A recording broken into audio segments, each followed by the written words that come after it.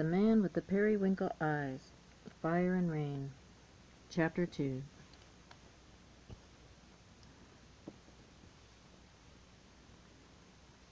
For the reader, a brief history of Project Ibis is likely necessary, as it is quite often misrepresented in the existing body of information. Project Ibis was created in 1972. It was a project to usher in a Fourth Reich. Created by a group of perhaps 20 Project Paperclip Nazis who, through their connections, managed to acquire for themselves a Stargate portal generator, a cybernetics and gene modification laboratory, and a set of technologies which could scan souls. Any questions remaining in the reader's mind will hopefully be answered as the narrative of Kyle's life continues. Now let's return our attention to it. Kyle's feelings upon arrival are difficult to describe. He still did not feel fear. He had no reason to yet. As a 6-year-old born into war, his only real fears at that time were guns and bombs, neither of which was evident. His emotions were dominated rather by confusion. Confusion as to what he had just witnessed, and even more confusion as to what was happening. The sights upon entering through the portal were fairly nondescript. The portal opened onto a small concrete ramp. Looking at the device, one simply saw a huge metal oval with wires running into the concrete floor. Just beyond the ramp was a rather large white metal desk with a single man seated behind it. 2 guards in Waffen-SS uniforms stood on either side. All this was housed in what looked like an enormous windowless warehouse that appeared to be otherwise empty. The man at the desk barely glanced up as a trio of Kyle, Kramer, and Messerschmitt entered. "Take the boy to processing," he said, gesturing vaguely to his left. Young Kyle did not understand this order at the time, as the man spoke English. He was then led to one end of the warehouse. So enormous was it that the walk was tiring. Upon reaching what appeared to be a standard industrial fireproof door, the 2 SS stepped up on either side. It was then that Kyle noticed 2 silver boxes with slits mounted on the wall. He stared in wonder as the 2 SS personnel stood on either side of the door and held their eyes up to the slits in the boxes. Then, a few seconds later, the fireproof door opened, seemingly on its own. It was Kyle's first encounter with the technology known as retinal scanning. Beyond the door was like night and day. The industrial scenery ended at the threshold and instantly transitioned into a sterile, futuristic clinic type of environment. Long hallways of pure white and chrome. The only spark of color Kyle could see was one wall adjacent to him, which was dominated by a Nazi flag. He did take slight comfort in this familiar sight. The trio reached the end of a hallway when a door opened. A man emerged. It was at the sight of this man that Kyle instantly felt his first wave of real terror. He no longer felt safe. He wanted in that moment more than anything to go home. Back to Koningschut. I guess I pronounced that correctly, huh? Not anywhere near this clearly American man who exuded evil. The man was tall. He fairly towered over all those around, or at least it seemed so to Kyle. He looked more than anything like a vampire. Tall and thin, his bright white skin casting an eerie contrast against his soulless black eyes. He wore a full SS uniform. The man was, as it would transpire, Commander Michael Aquino. He beamed at the sight of Kyle, then turned his attention to the two SS escorting the boy. "He is intact?" he inquired in flawless German, which I don't speak. "Of course, Herr Kommandant," replied Messerschmitt, with the slightest tremble detectable in her tone. "Splendid." He kneeled down to young Kyle. "We're going to make you glorious," he said, with an almost demonic gleam in his black, unfathomable eyes. Aquino took Kyle's hand and led him into the room he had stepped out of. The two SS personnel departed. Kyle never saw Messerschmitt again. However, Kramer went on to become a permanent fixture of Project Ibis. Upon entering the room, Kyle was greeted with the strangest sight he had ever seen, so strange that it seemed difficult to believe it was physically real. Two crocodilian humanoids, each in Nazi uniforms and holding railguns, stood on either side of the room. In the center was what resembled a dentist chair with a large projection screen behind it. At the sight of the humanoid crocodiles, Kyle was awash in fear.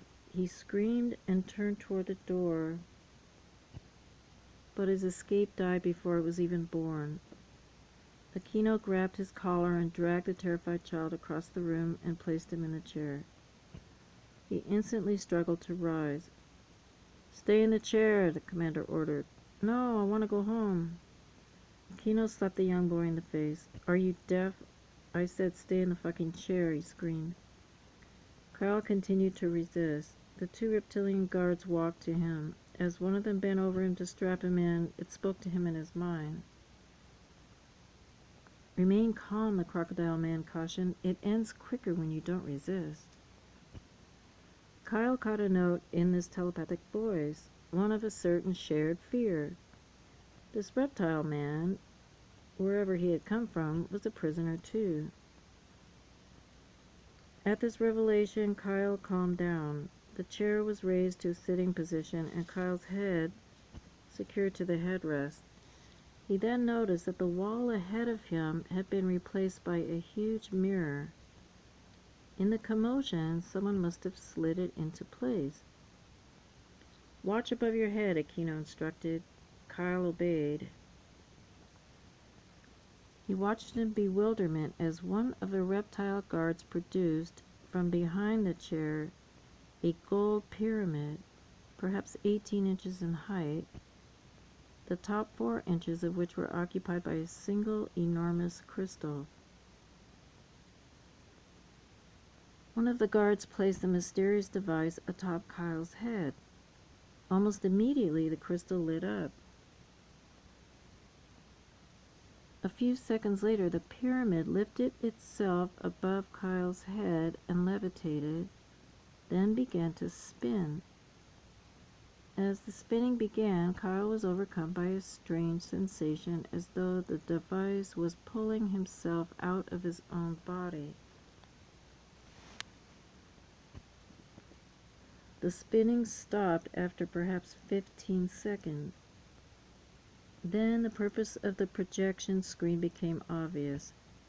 Out of the crystal and onto the projection screen, a series of images, like a haphazardly spliced film, began to be visible. All the images were unfamiliar to Kyle. Images of non-human creatures, images of spaceflight. They sped by so quickly that he could not see details.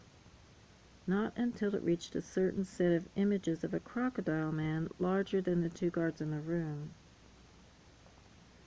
"Stop," Aquino demanded in English. The device paused. It was held on an image of the crocodile man. This one, unlike the brown specimens in the room, was dark green, perhaps 15 feet in height. It had very obvious muscles and wore a loincloth. "That was once you, my boy, and will be you again, Sobek," said Aquino. Kyle was bewildered, but he was already learning not to question his tormentor. At this point, Aquino walked to where the boy sat in the chair and removed the device from where it was still levitating in mid-air above the 3-year-old's head. After placing it on the ground again, he walked to the door and spoke into an intercom that was adjacent to it. "Send in the guards. The boy is ready," he ordered in English. 2 guards, these apparently human, entered the room.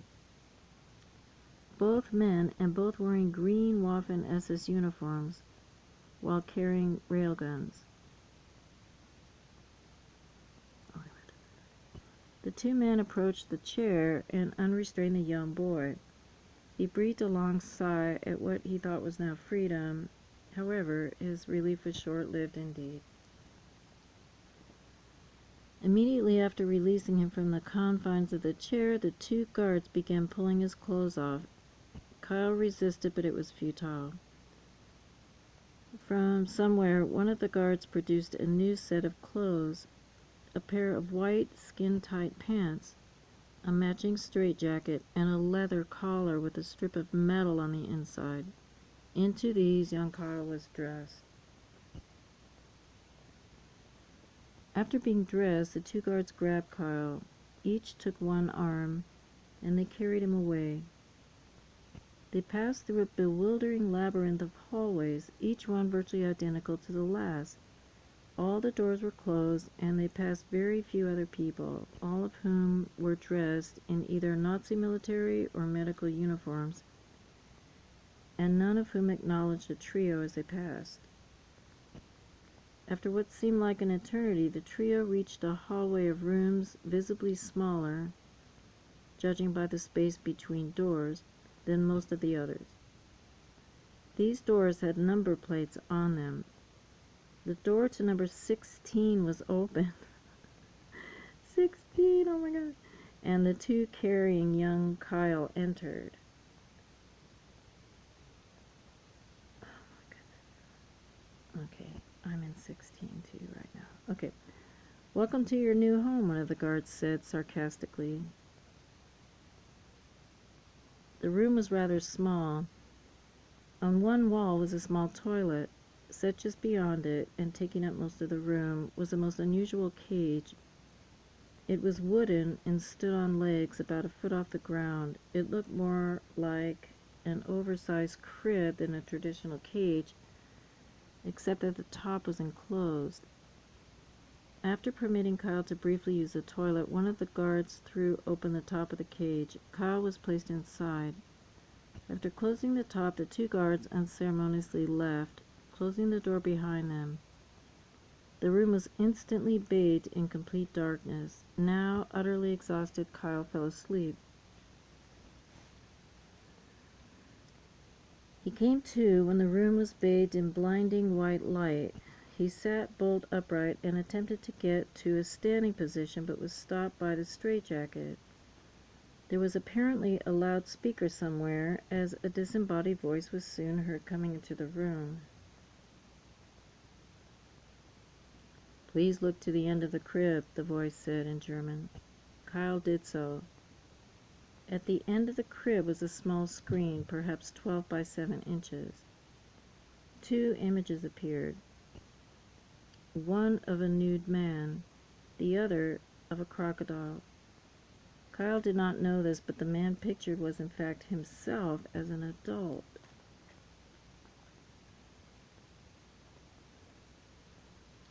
"Merge the 2 pictures," the voice then commanded. The young boy was confused, not knowing the meaning of the word merge, or rather, verschmelzen, as the voice, that clearly of a large man, was speaking German with a rather prominent Viennese accent. Unsure what he was meant to actually do, Kyle stayed still. At Kyle's inaction, the disembodied voice sighed. Instantly after, he was overcome by a terrible burning, shocking sensation in the neck. The muscles in his neck seized to where he could not breathe. He began to see spots. He collapsed hard against the side of the crib. The collar he wore, he would later learn, was the source of the shock.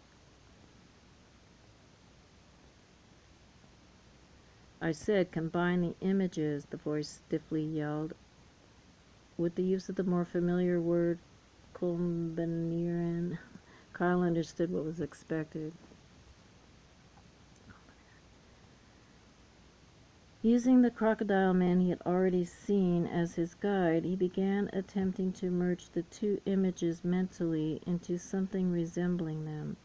To his surprise, the images on the screen also began to change on the lines as his mind was envisioning them. "Good boy, keep that up, that's it," the voice said. Eventually, the two images combined to the degree that on the screen was a crocodile man very similar indeed to the one the pyramid had projected earlier.